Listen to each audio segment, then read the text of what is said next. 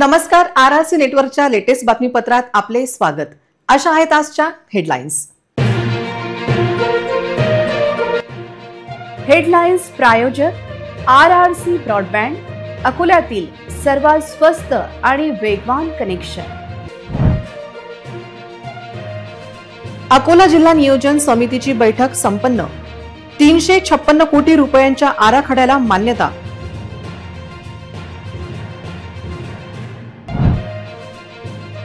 Soybean खरेदीची मुदत वाढण्याची मागणी.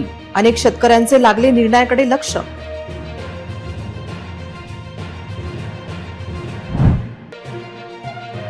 अकोल्यातील फुटपाथ हरवले. पालकमंत्र्यांचा दौरा आणि फुटपाथ झाले मोकळे.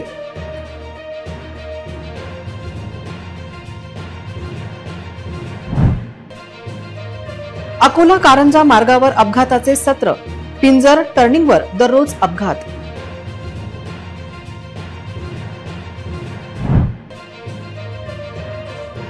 मेहरबाद येथे मेहरबाबा अमरतिथी महोत्सव साजरा.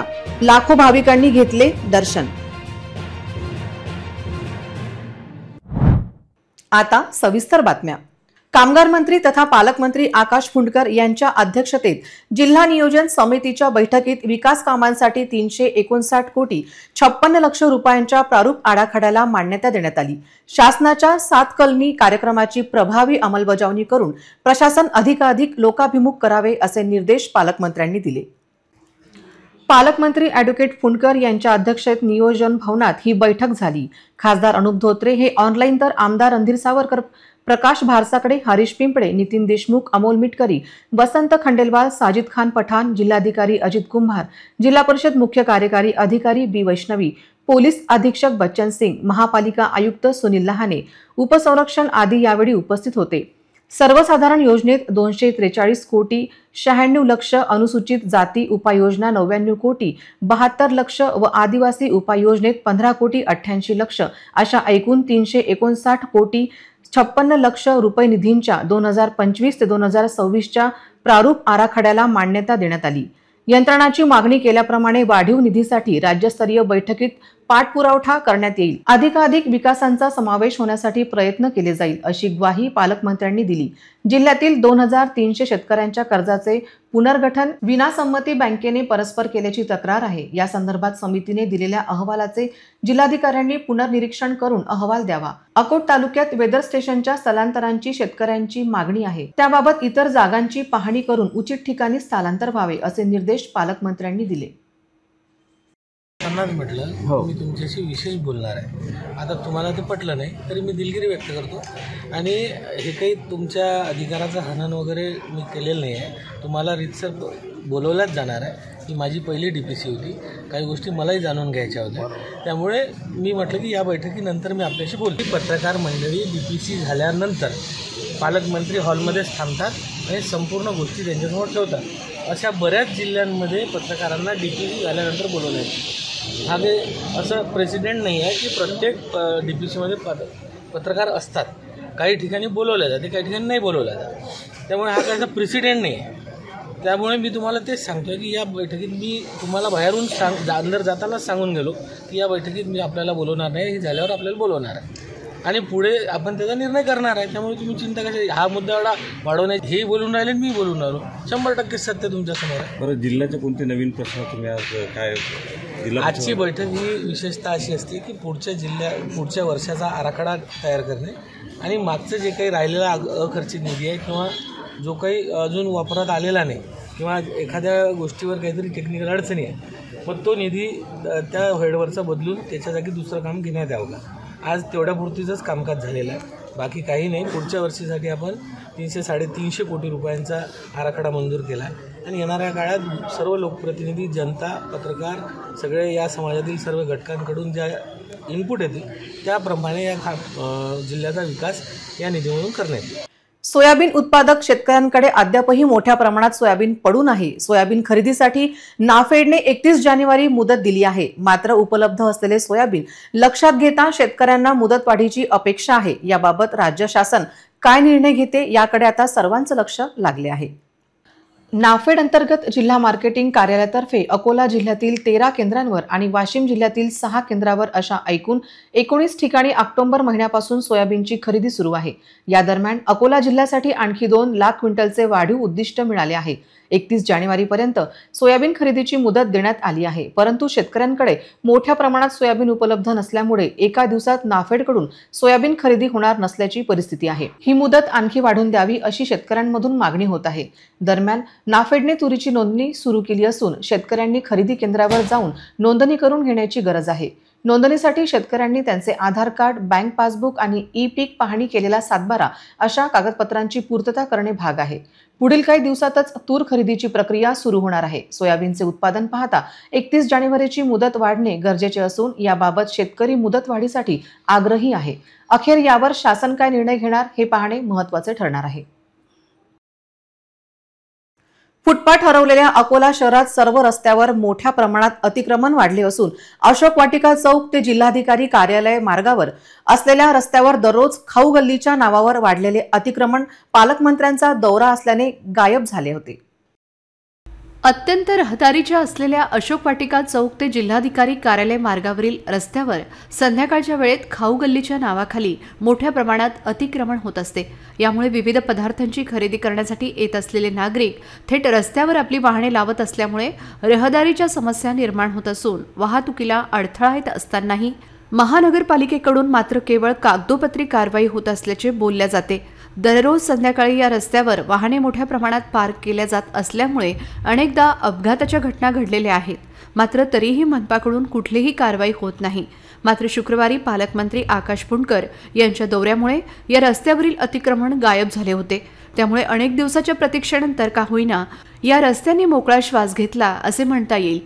केवळ मंत्री महोदयांचे दौरे असले त्याच दिवशी या रस्त्यावरील अतिक्रमण व विविध दुकाने काढण्याची कारवाई केली जाते। त्यानंतर मात्र परिस्थिती जैसे थे होत असल्याने दिवसेंदिवस वाढत असलेले अतिक्रमण चिंतनाचा विषय ठरत असून केवळ मंत्र्यांच्या दौऱ्यांपुरते का होईना अकोल्यातील रस्ते फुटपाथसह कार्यरत असतात। अन्य वेळी मात्र हे फुटपाथ व्यवसाय करणाऱ्यांकडून गिळंकृत केले जातात। अशा विरुद्ध कारवाई करण्याची मागणी होत आहे। अकोला ते कारंजा महामार्गावरील पिंजर नजीक असलेल्या टर्निंग पॉइंटवर दिवसेंदिवस वाढत असलेले अपघात पाहता टर्निंग पॉइंट अपघात प्रवण स्थळ होत असून याबाबत वेळीच उपाययोजना न केल्यास भविष्यात अपघातांची शक्यता वाढण्याची भीती व्यक्त केली जात आहे। बार्शी टाकडी ते पिंजर मार्गे कारंजा रोडवर वाहनधारकांना अपघात प्रवण स्थळ, अरुंद पूल, अरुंद रस्ता, टर्न इतर ठिकाणी दिसण्यासाठी दिशादर्शक board, yellow white line mark वगैरे लावलेले नाहीत। त्यामुळे आतापर्यंत अनेक अपघात झाले असून मोठी वाहने पलटी होण्याच्या घटना घडलेल्या असतानाही संबंधित विभागाकडून कुठल्याही उपाययोजना नाहीत।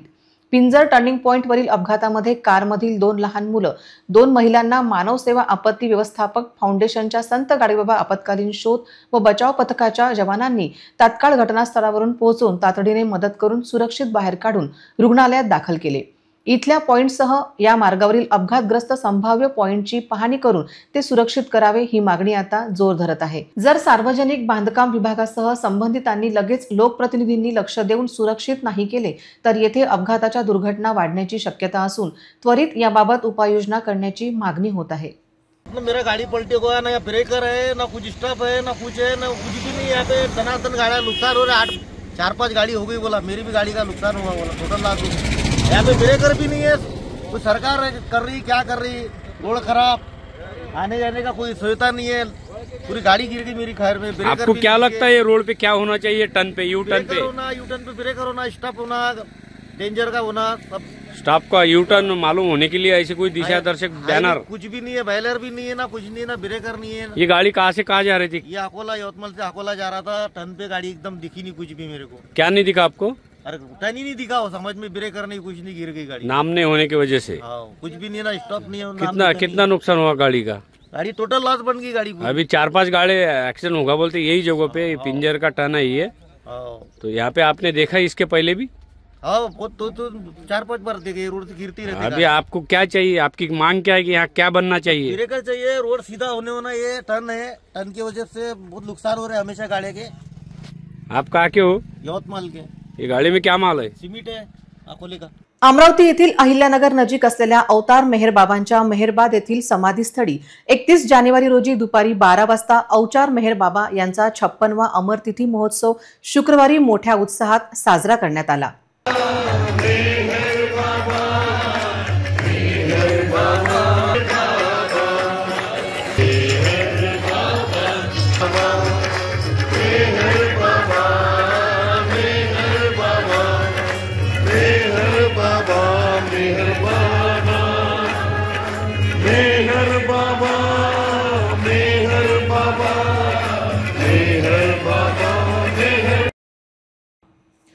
लाखो बाबा प्रेमींच्या उपस्थितीत मेहरधून गाऊन सर्व बाबा प्रेमी मंत्रमुग्ध झाले. यावेळी 15 मिनिट मौन ठेवण्यात आले.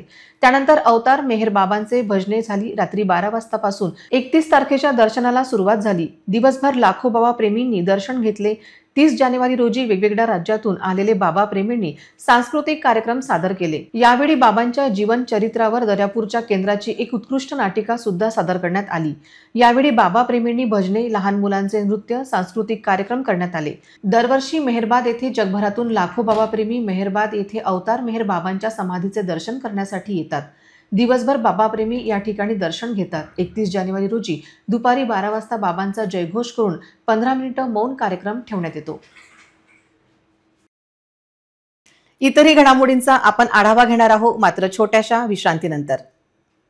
ना दर महिन्यात रिचार्जची भानगड, ना डाटा पॅक संपण्याचं टेन्शन. आमच्या घरी आहे RRC ब्रॉडबँड कनेक्शन. तुम्ही घेतलाय काही वर्षाचा नवा प्लॅन?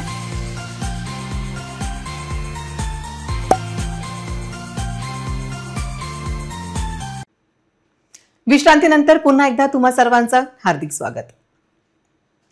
आमदार साजिद खान पठाण आणि नितीन देशमुख यांनी अकोल्यात प्रशासनाला धारेवर धरले. अकोल्यात जिल्हा नियोजन समितीच्या बैठकीला माध्यमांना बाहेर ठेवल्याच्या मुद्द्यावरून आमदार पठाण आणि आमदार देशमुखांनी पोलिसांना सुनावले आहे. जिल्हा नियोजन समिती बैठकीपासून पत्रकारांना बाहेर ठेवण्यात आल्यामुळे नाराजी व्यक्त करण्यात आली आहे. जिल्ह्यात असा कुठला भ्रष्टाचार झाला की पत्रकारांना बाहेर ठेवला जात आहे, असा सवाल आमदार नितीन देशमुखांनी उपस्थित केला आहे. दरम्यान राष्ट्रवादी आमदार अमोल मिटकरी यांनी पत्रकारांना प्रवेश देण्यासंदर्भात पालकमंत्र्यांसोबत चर्चा करून कळवण्यात येणार असल्याचं म्हटलं आणि पत्रकारांना बैठकीत प्रवेश नसल्याच्या मुद्द्यावर आश्चर्य व्यक्त केले. तर कामगार मंत्री तथा अकोल्याचे पालकमंत्री आकाश कुंडकरांनी पत्रकारांच्या आत प्रवेशाबद्दल असा कुठलाही पायंडा नसल्याचं म्हटलं आहे. पालकमंत्र्यांचा अधिकार आहे, हे पण पालकमंत्र्यांचे अधिकार घेणे. पालकमंत्र्यांचे अधिकार तुम्ही कसे काय DPDCच्या सभागृहात कोण बसायचा, सभेच्या अध्यक्षाचा अधिकार असते, सभा हे खुल्ली असते. तुमचं काम नाही, तुम्ही पोलीस लोकांचं हे काम नाही. पत्रकारांचं बसा ना, पालकमंत्र्यांना म्हटलं जायचं तर जायचं. या पहिल्या कॉन्फिडेन्शियल चर्चा नाही होत ना, जिल्ह्याच्या विधानाबद्दल कोणती सभा ही खुल्ली असते, खुल्ली मोकळी. विधानसभेत चालतं, लोकसभेत चालतं. तुम्ही किमान तिथं आमचा मुद्दा मांडायला मी बोलतो ना. तुम्ही अतिच बोला तर पालकमंत्री आम्ही बोलूच, पण तुम्ही आज तरी मुद्दा उचला. असा काय असा कोणता भ्रष्टाचार झाला की तो पत्रकार अंदर येऊ दे? भाई इतनी बड़ी अधिवेशन के अंदर प्रेस के लिए एक लॉबी रहती है ऊपर, तो आपको भी आदेश किस ये आदेश के अंदर मीडिया को अंदर नहीं आना चाहिए. प्रेस रिपोर्टर मीडिया क्या देश का 14 आधा स्तंभ है, इनके सामने तो लग रहा है. जब सब एक साथ बैठे, एक साथ खा रहे, एक साथ ठीक है. मैं पालक मंत्री साहब से रिक्वेस्ट करता हूँ कि मीडिया को भी अंदर आने देना चाहिए. कम से कम जो भी है हकीकत मालूम होना चाहिए. बैठ के प्रेस कॉन्फ्रेंस तो लेते ही बताते हैं मीडिया को, तो मीडिया के सामने होने दो क्या चल रहा क्या नहीं चल रहा. मुझे ऐसा लगता है कि उनसे बात करो. उनको आदेश मिलेगा, हम दो फॉर्म मैंने आपको अभी आदेश नहीं, मीडिया को अंदर नहीं आने देना. पालकमंत्र्यांना विनंती केली. काल सर्व जिल्ह्याच्या DPDCमध्ये म्हणजे मी बीडची हे पाहिली DPC, पुण्याची पण पाहिली, त्यामध्ये पत्रकार होते. अकोला जिल्ह्यात माननीय बच्चू भाऊ असताना पत्रकारांना एंट्री असायची, नंतरच्या काळात नाही. तर अकोल्यात नंतर बच्चू भाऊ तर मग आता मी विनंती केली की अकोला जिल्ह्यातील सर्व पत्रकारांना तिथे बसू द्या. कारण अकोला जिल्ह्याच्या विकासाचा विषय असतो. त्याच्यामुळे त्यांना विनंती केली. आता शेवटी अंतिम निर्णय ते घेतील असं त्यांनी सांगितलं. ते तुम्ही विचारा. तुमच्याकडून अपेक्षा आहे आम्हाला. मी माझी विनंती आणि तुमच्या माहितीसाठी मी तिथे पण म्हणतो की पत्रकारांचं एक निवेदन मला आलंय, तोंडी निवेदन, तुम्ही दिलंच नाही आणि त्या आधारावर त्यांना तुम्ही रिस्पेक्ट करावा. लोकशाहीचा चौथा स्तंभ. डीपीडीसीच्या मिटिंगला पत्रकार आधी असायचे, आता नवीन पायंडाकडे पडतोय की पत्रकारांना येत आहे. जनतेचा प्रश्न आम्ही तुमच्या नियोजनात पाहतो. काही फायदा नाही पडणार, तुम्ही चिंता करू नका. तुमच्याकडून अपेक्षा आहे. नाही ना होतो ना. विखे पाटील होते तेव्हा विखे पाटील असताना होते. काल एक मिनिट, काल बीडची झाली, पुण्याची झाली, तिथे डीपीसीचं पालकमंत्री बैठक झाल्यावर पूर्ण ब्रिफिंग काही काळजी नाही. पुण्यश्लोक देवी अहिल्याबाई होळकर यांच्या त्रिजन्म शताब्दी महोत्सवानिमित्त विश्वमांगल्य सभेच्या वतीने पहिल्यांदाच अमरावतीमध्ये राष्ट्रसमर्थ देवी अहिल्या की पुण्यगाथा या ऐतिहासिक नाटकाचे आयोजन 3 फेब्रुवारी रोजी सायंकाळी 6 वाजता संत ज्ञानेश्वर सांस्कृतिक भवन येथे करण्यात आले आहे. राष्ट्रसमर्थ देवी अहिल्या की पुण्यगाथा या ऐतिहासिक नाटकाचे आयोजन अमरावती येथे करण्यात आले असून नागरिकांनी कार्यक्रमाला उपस्थित राहावे असे आवाहन विश्वमांगल्य सभेतर्फे पत्रकार परिषदेमध्ये करण्यात आले. देवनाथ मठाचे पीठाधीश्वर परमपूज्य जितेंद्रनाथ स्वामी महाराज यांच्या मार्गदर्शनाखाली विश्वमांगल्य सभा ही राष्ट्रीय संघटना कार्यरत आहे. राष्ट्रसमर्थ देवी अहिल्याबाई यांचा इतिहास पुन्हा एकदा अनुभवण्यासाठी राष्ट्रसमर्थ देवी अहिल्या की पुण्यगाथा हा विशेष कार्यक्रम 3 फेब्रुवारी रोजी सांस्कृतिक भवन येथे संपन्न होणार असून महानाट्यांमध्ये नागपूर, मुंबई येथील 45 पेक्षा अधिक कलाकारांचा समावेश असून माध्यमातून अहिल्यादेवी होळकर यांचा संपूर्ण जीवन प्रवास प्रेक्षकांसमोर अपलगडला जाणार असल्याचेही विश्वमांगल्य सभेतर्फे सांगण्यात आले. बनारस येथील नमो घाटावरून या महानाट्याची सुरुवात झाली आहे. अमरावतीकरांसाठी पुण्यश्लोक अहिल्यादेवी होळकर यांचा संपूर्ण जीवन प्रवास याची देही याची डोळा अनुभवण्याची संधी असून नागरिकांनी या महानाट्याच्या कार्यक्रमाकरिता उपस्थित राहावे असे आवाहन डॉक्टर सुविधा अनिल बोंडे, विदर्भ प्रांत संघटक मंत्री तेजसा जोशी, विदर्भ प्रांत उपाध्यक्ष रश्मी मोहन जाजोदिया, विश्वमांगल्य सभा अमरावतीच्या अध्यक्षा श्वेता पांडे, रश्मी इटकीकर, राष्ट्रीय बालसभा संयोजिका अंजली देव, सविता गुढे यांच्यासह अनेकांनी केले आहे. विश्वमांगल्य सभा शाखा अमरावती येथे दिनांक 3 फेब्रुवारी रोजी सांस्कृतिक भवनला देवी अहिल्याबाई होळकर यांच्या जीवनावर आधारित एक नाटिका होऊ घातली आहे, ज्याचं नाव आहे राष्ट्रसमर्थ देवी अहिल्या की पुण्यगाथा. या कार्यक्रमाला समस्त अमरावतीकरांनी जास्तीत जास्त संख्येने उपस्थित राहावं असं आवाहन मी या प्रसंगी करते. धन्यवाद. इतरही घडामोडींचा आपण आढावा घेणार आहोत मात्र छोट्याशा विश्रांतीनंतर. पेट्रोलचे वाढले दर, गॅस सिलेंडरच्या वाढल्या किमती, जीवनावश्यक वस्तू असो की कपडे यांचे देखील वाढले दाम. अकोल्यात पहिल्यांदाच इतर टेलिकॉम कंपन्यांपेक्षा स्वस्तात internet broadband connection. RRC network private लिमिटेडद्वारे स्वस्तात इंटरनेट कनेक्शनच्या संधीचा फायदा घ्या आणि बचत करा. निम्म्या पैशात मिळवा internet broadband connection. RRC network private limited.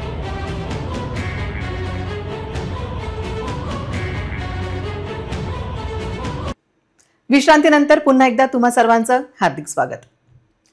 प्रजासत्ताक दिनी वढाडी देशमुख येथे माडी महासंघ नवदुर्गा महिला बचत गट महाराष्ट्र राज्य पत्रकार संघटनेचे वतीने गुणवंत विद्यार्थी आई वडिलांसह सत्कार सोहळा उत्साहात साजरा झाला.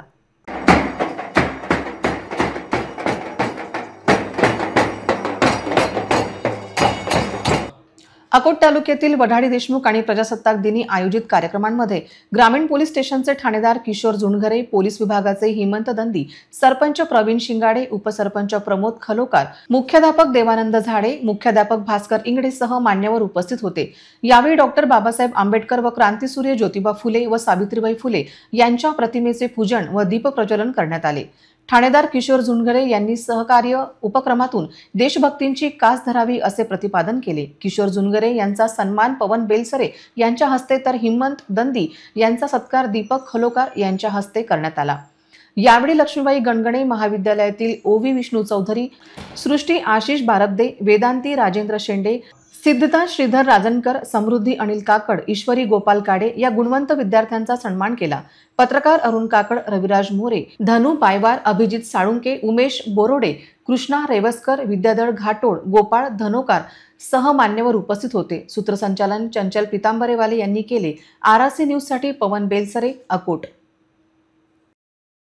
तर या स्टेजमधून उपस्थित सर्व म्हणजे उपस्थित तुम्ही बसलेले आहात, खाली हे सर्व विद्यार्थी आहेत आणि बाजूला उभा असलेला स्टेजवरील साईडवरील सर्व जे तुम्हाला जे दिसत आहेत हे या स्टेपमधून आलेले आहेत समोर। आम्ही डायरेक्ट इथे पोहोचलेलो नाही। आमचाही पहिला वर्ग झालेला आहे, आमचाही 10वा वर्ग झालेला आहे, आमचाही 15वा वर्ग झालेला आहे। या गोष्टी कळतायत ना। हा जो सफर आहे हा एका दिवसाचा नाही। त्यामुळे ह्या ज्या काही सामाजिक गोष्टी तुमच्यापर्यंत पोहोचतात, एक इन्स्पिरेशनचं पाहत असते, एक प्रेरणा मिळावी की या वयात 4थ्या वर्गात असताना, 7व्या वर्गात असताना किंवा 10व्या वर्गात असताना मला एखाद्या अशा स्टेजकडून अशी प्रेरणा मिळावी की जेणेकरून या गावकऱ्याच्या माध्यमातून, काही अधिकाऱ्याच्या माध्यमातून माझा सन्मान व्हावा। यासाठी तुमची एका दिवसाची मेहनत नाही राहत याची आम्हाला कल्पना असते। म्हणून असे काही जे उपक्रम घेतले जातात ते खूप वाखाणण्याजोगे आहेत की जेणेकरून विद्यार्थ्यांना प्रेरणा मिळावी आणि त्यांचं भवितव्य आणखीन कसं उज्ज्वल होईल हा छोटेखानी प्रयत्न का होईना हे समाजातील जे 2 घटक 4 घटक आहेत त्यांनी एकत्र मिळून केलेला आहे। परिसरातील मंडळी यांनी जे आयोजकांनी ही गोष्ट हेरलेली आहे त्या माध्यमातून मला अतिशय आनंद झाला आहे की या कार्यक्रमाला आम्हाला आयोजकांनी बोलवलंय। भविष्यात सुद्धा वडाळी परिसरातील ज्या दोन्ही शाळा आहेत यातून आणखीन आपले मुलं पुढे जातील आणि ही परंपरा ही जी वारसा आहे हे समाजातली हे जे 2-3 घटक एकत्र येऊन यांनी हा जो उपक्रम राबवला आहे आणि भविष्यात सुद्धा राबवतील त्याबद्दल आम्ही त्यांना भरभरून सदिच्छा देतो आणि थांबतो। Thank you so much. राज्यातील योजनांना ब्रेक लावला जात आहे, त्या दृष्टीने शिवभोजन थाळी योजना बंद करण्याच्या हालचाली दिसतात। या संदर्भात अकोल्यातील शिष्टमंडळ अन्न नागरी पुरवठा मंत्र्यांनी भेट घेणार असल्याचे बोलले जात आहे। विधानसभा निवडणुकीपूर्वी महायुती सरकारनं लाडकी बहीण योजना सुरू केली आणि त्याचा फायदा महायुतीला झाला। लाडक्या बहिणीमुळे महायुतीतील सरकार प्रचंड बहुमताने सत्तेवर आलं। त्यामुळे लाडकी बहीण योजना बंद होणार नसून त्यात वाढ करण्यात येणार असल्याचा सरकारकडून जाहीर करण्यात आलं। लाडक्या बहिणींना निधी देण्यासाठी सरकार महिन्याला 4 कोटी खर्च करते।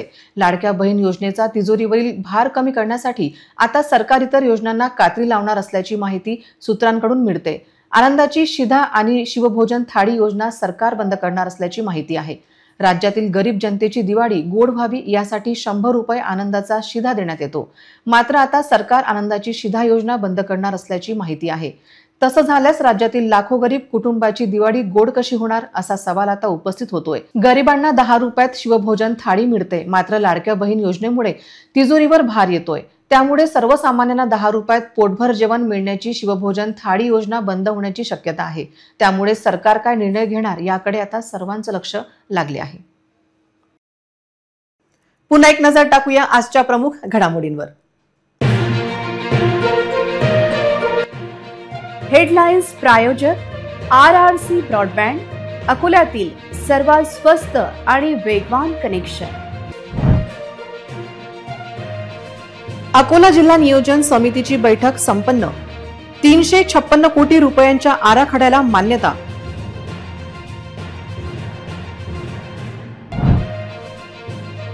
सोयाबीन खरेदीची मुदत वाढण्याची मागणी, अनेक शेतकऱ्यांचे लागले निर्णयाकडे लक्ष।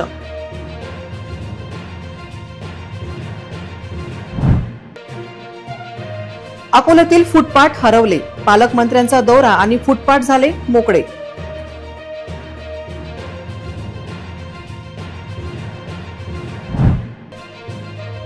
अकोला कारंजा मार्गावर अपघाताचे सत्र, पिंजर टर्निंगवर दररोज अपघात।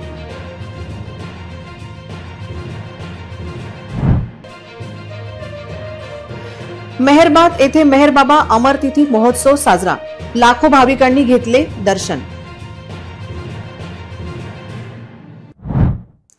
बातम्यांसाठी तुम्ही पाहत रहा RRC न्यूज. 2.25 लाख दर्शकांनी RRC डिजिटल अकोला हे YouTube चॅनल सबस्क्राईब केले आहे. तेव्हा तुम्ही कसली वाट पाहत आहात? तुम्ही पण सबस्क्राईब करा आणि बेल आयकॉन क्लिक करत RRCच्या बातम्या निरंतर पहा.